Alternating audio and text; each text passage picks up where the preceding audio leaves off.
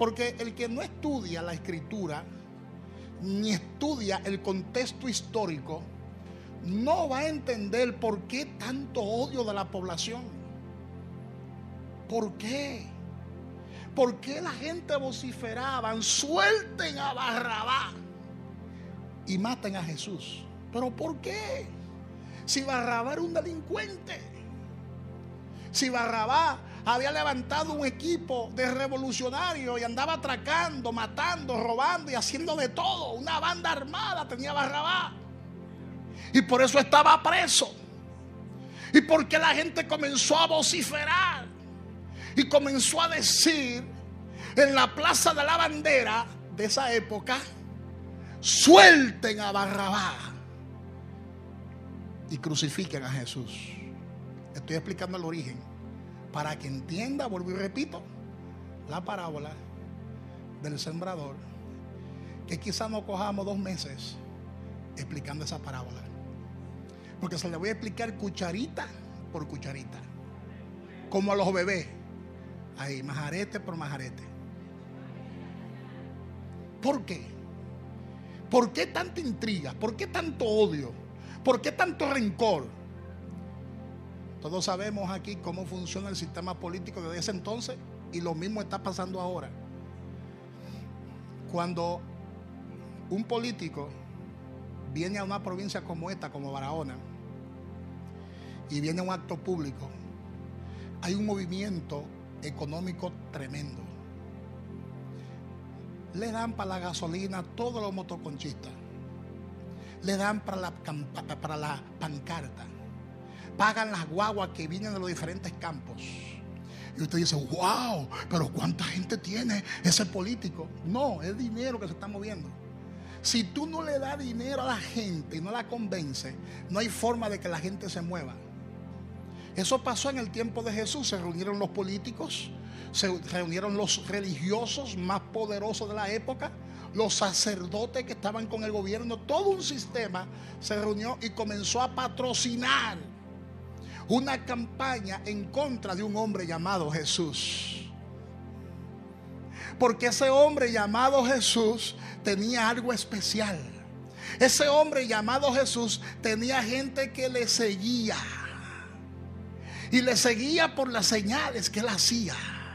No le seguía porque le daba picapollo, porque le daba para el concho, porque le daba para la gasolina. Le seguía por los picapollos. No, algunos sí. Porque la palabra dice que algunos le seguían por los panes y por los peces. Pero la palabra de entender algunos, no todos. Hello. Entonces, como algunos le seguían por las señales y los milagros y por la palabra que portaba, y otros le seguían por los panes y por los peces, este hombre representa una amenaza. Porque ya este hombre está moviendo las masas. ¿Están entendiendo? Jesús, cuando comenzó su ministerio, no representaba ninguna amenaza. Pero miren, en cuestión de meses, más de 20,000 personas le siguen a pie donde quiera que él se mueva. Algo raro hay ahí. Y si eso es en cuestión de par de meses, si le damos larga al asunto, vamos a estar feos para la foto. Hay que investigar a este hombre. Hay que buscar la forma de eliminarlo. Amén, hermanos. Amén, hermanos. Y es por eso que Jesús, mirando que su vida estaba en peligro, escucha bien esta palabra, que no se le vaya esta. Jesús, mirando que su vida estaba en peligro y que no era el tiempo de él morir en la cruz, porque debía preparar a 12, no había tiempo, tenía que ganar tiempo y no era el tiempo del partir. Jesús, observando que ya había algo raro en su contra, ¿sabe qué Jesús hace? Yo admiro a Jesús, por eso lo sigo, lo adoro, lo glorifico, porque Jesús era un hombre inteligente. Tan inteligente que hoy en día se habla antes y después de Cristo. Y Jesús comenzó a hacer, según la Biblia, uso de un recurso literario que se usaba mucho en ese tiempo. Los rabinos lo usaban mucho, este recurso literario, y el pueblo judío lo usaba mucho. Y entonces a este recurso literario le llamaban las parábolas. Jesús comenzó a esconder verdades del reino comprometedora en las parábolas. Y con este medio como recurso literario, Jesús comenzó a esconder el significado espiritual, la revelación que había en las verdades que él decía.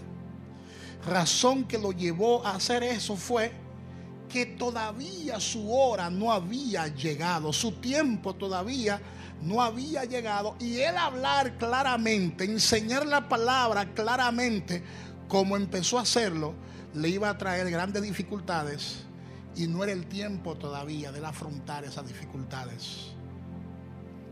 Y Jesús, para no buscarse un problema de tiempo, comenzó a esconder verdades, muchas de esas verdades que no le interesaba que el pueblo supiera, porque iba a llegar entonces a oído de los fariseos, porque estaban ahí mezclados en el pueblo, estaban ahí, y a él no le interesaba que esas interpretaciones, que esas enseñanzas llegara a los fariseos, a los saduceos, a los religiosos de su época. Amén, hermanos. Y por eso escondía esas profundidades del reino de Dios, para que oyendo no entendieran. Amén. Ahora yo le voy a explicar por qué Jesús no quería que ellos entendieran eso. Es interesante saberlo. ¿Por qué Jesús no quería que ellos entendieran? Mira por qué. Para aquellos que llevan anotaciones. El judío, por tradición y costumbre, utilizaba mucho la forma figurativa de enseñanza, y hoy en día la sigue utilizando, y especialmente la parábola, la cual Jesús aprovecha y considera conveniente para comunicar grandes verdades y al mismo tiempo esconder de los dirigentes religiosos su verdadero significado,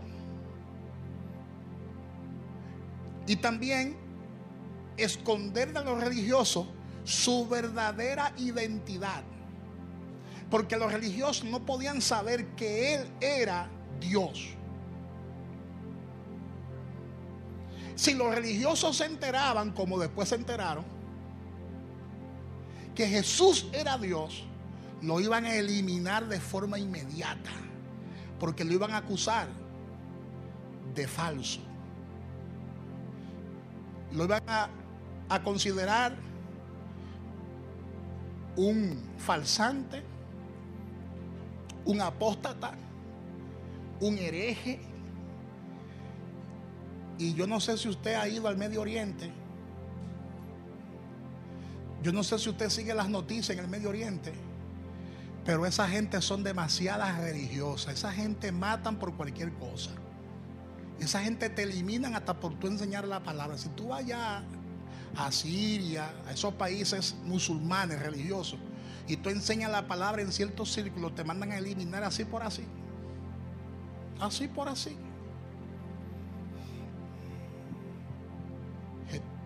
Amén. La gente bien religiosa. Tengo que poner este fundamento para que usted entienda lo que viene. Entonces Jesús escondió todas esas verdades profundas en las parábolas, porque él no quería que la gente tampoco supiera que él era Dios. Imagínate si a él lo juzgaron diciéndole: ¿eres tú el que te hace llamar rey de los judíos? ¿Eres tú el que dice que tú eres el Hijo de Dios? El mismo Satanás se atrevió a preguntarle al mismo Jesús si tú eres el Hijo de Dios. Se atrevió a cuestionarlo. O sea, el diablo tampoco entiende los misterios del reino. El diablo está extraviado, no entiende los misterios del reino. Los demonios no entienden los misterios del reino. Y por eso el diablo cuestiona a Jesús. Satanás cuestiona a Jesús y le dice: si tú eres el Hijo de Dios, ordena que estas piedras se conviertan en pan. Y Jesús le contesta: no solo de pan vivirá el hombre, sino de toda palabra que sale de la boca de Dios. Pero mira el cliché de los religiosos que no entendían nada del reino y siguen sin entender nada del reino. Mira cuál era el cliché: que Jesús por Belcebú echaba fuera a los demonios. Oye eso. Jesús exorcizaba y usaba un espíritu inmundo llamado Belcebú, al mismo diablo. Mira la clase de odio que le tenían a Jesús. No, él echa fuera a los demonios por Belcebú, el príncipe de los demonios. Belcebú era el príncipe de los demonios. Y según la Cábala, escuche esto, según la Cábala, el único que tenía ese poder era Salomón.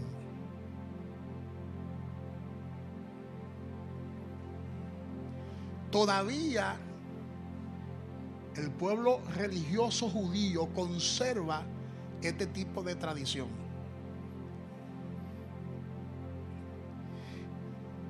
Y Salomón, según la Cábala, según la tradición judía, usaba su anillo imperial. Y según la tradición, de ese anillo salía poder. Y era el único en el Antiguo Testamento que tenía el poder para exorcizar y echar fuera demonios. Por eso Jesús dice: he aquí uno mayor a Salomón. Oye el contexto.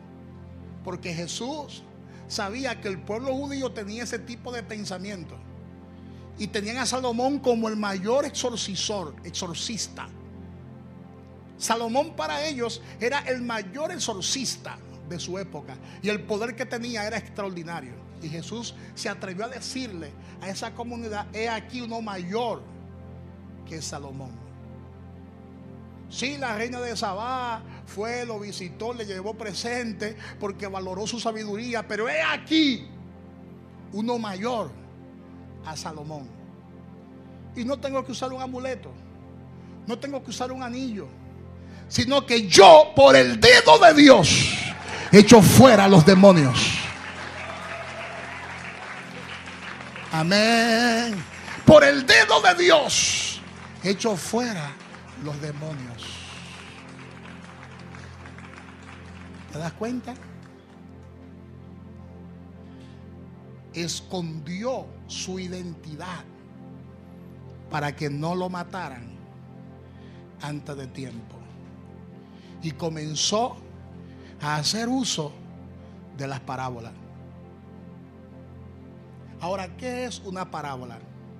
Para aquellos que llevan anotaciones, ¿qué es una parábola? Una parábola básicamente es una comparación que se hace con la finalidad o con un objetivo. Es algo que se coloca al lado de algo con el propósito de comparar. Número 2, una parábola es una historia en la que se hace una comparación entre verdades morales, espirituales o literales de algún evento humano o hecho de la naturaleza. Número 3, en síntesis, una parábola es una historia o una comparación tomada de la vida real o de la naturaleza para ilustrar alguna verdad en otra forma que no sea la declaración literal de la verdad.